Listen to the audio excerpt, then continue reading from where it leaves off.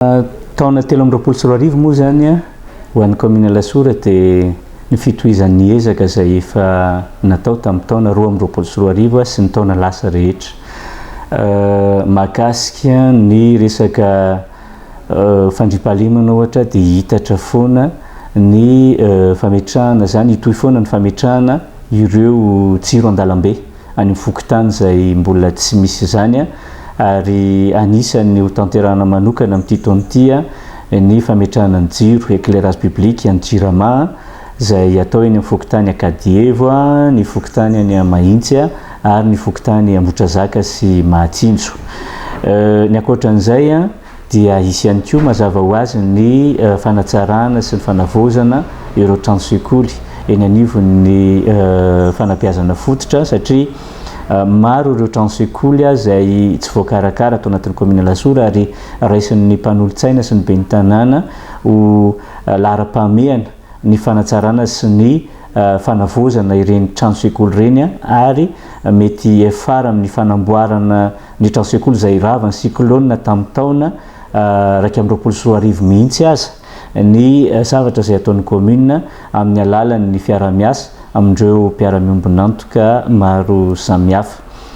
Ny lalana ihany koa tsy adino satria betsaka ny lalana izay simba atao anatin'ny commune Lasoura, manao ny fikojakojana izahay ary mitohy izany fikojakojana ny lalana izany sy ny fanamboaran-dalana ihany koa arak'izay vola misy eto am-pelantanana. Dia ny ankoatran'izay moa